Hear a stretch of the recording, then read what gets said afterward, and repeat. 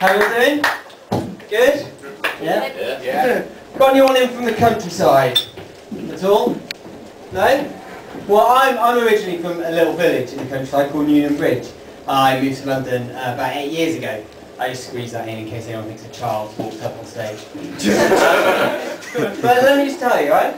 Countryside life is not as interesting as Emmerdale might lead you to believe. In Emmerdale, right, there's been arson, kidnap, murder. In my village, it's true, full-on police investigation to work out who wrote Baz was ear on the communal bench. Right? This took them 4 months. In my village, there's 50 people, only one of whom is called Baz. Even offered a reward, it's honest to God truth, right? A reward of £20 for information leading to an arrest, which Baz himself claimed. I can't wait till CSI Newton Bridge happens. We just come in, everyone's got them, it's just around the corner, I'm sure. It's going to be great. Be like, oh, we've got to figure out who's done this. What have we got? Well, there's a couple of proof of addresses left next to where the criminal wrote his name on a bench. It's not enough, is it? That was a new bit, I'm not going to use that again. So, yeah, as you may have guessed, people in my village, they're not that smart. And my mum, bless her, she's no exception. She's not, she's nice, but she's typical local. But, right, for an example, in her head, the only reason for me to leave the village and move to London is because I'm a woofter. So I gay man. Have we got any gay men in tonight? Yeah. You don't mind if I call you a woofter-dee?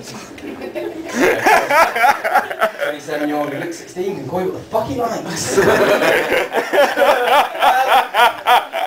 So yeah, my mum's convinced I'm a woofter. I'm not, but she's absolutely convinced. And she'll call me up with leading questions to try and catch me out. For example, she called me at once, she's like, so, you excited to take that back together?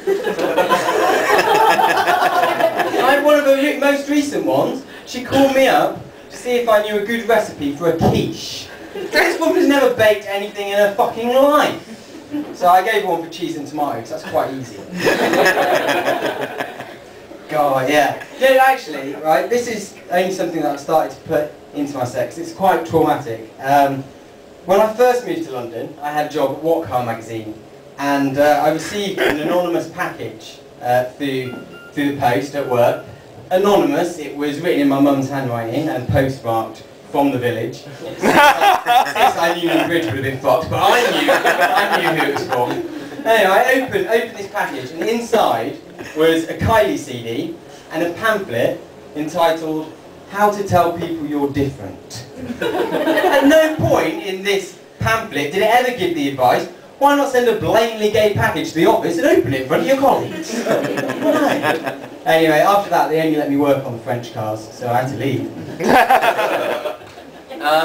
Actually, this is really new as well. Right, I had my mum staying with me. This is to prove how stupid she is. I had my mum staying with me, and we put on a DVD, and it started up. It was like, and she leans across and goes, I've seen this one.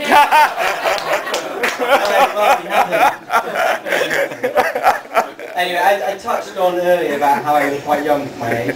Anyone else look quite young for their age? No? Right, well, we'll gloss over it.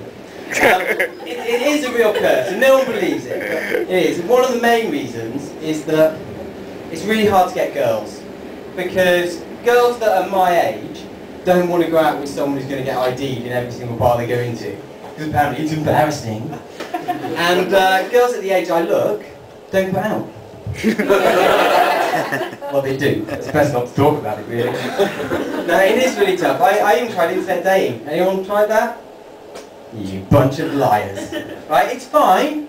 There's no shame in it anymore. Is there? There's no shame. Well, for those of you that haven't, right, let me explain how it works.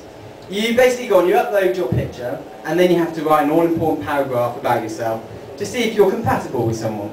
And this is why it's fundamentally flawed. Because guys and girls read those things in different ways. For example, I went on a date with a girl who said that she was adventurous, spontaneous, and would try anything once. Which I took to mean she took up the arse on the first date. Actually turned out she was a suicide bomber. Then I went on a date with this other girl who said that she was caring, into the arts and fine wine, which I took to mean she took up the arse on the first date. No, not at all.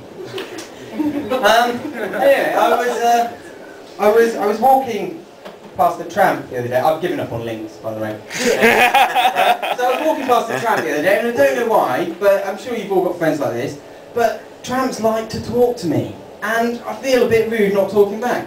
So anyway, I was talking to this one, and it turned out that he wasn't any ordinary tramp.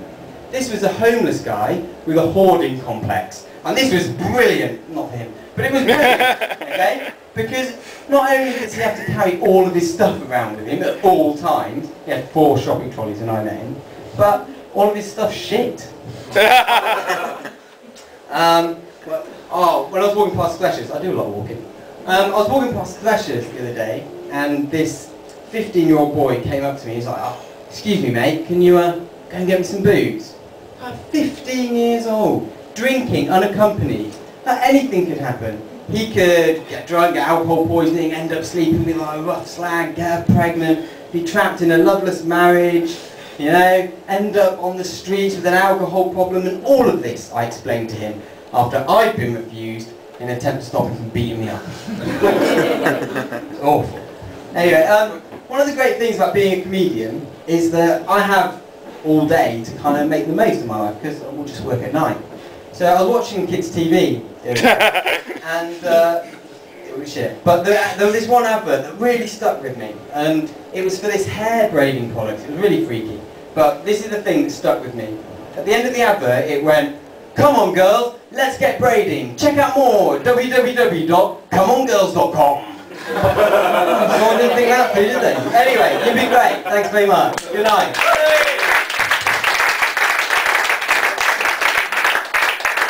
Hey, young Fraser! He's legal. Okay guys, I'm going to ask the new acts to come up, and then we're going to have closing act Mark Allen. So would you please welcome him.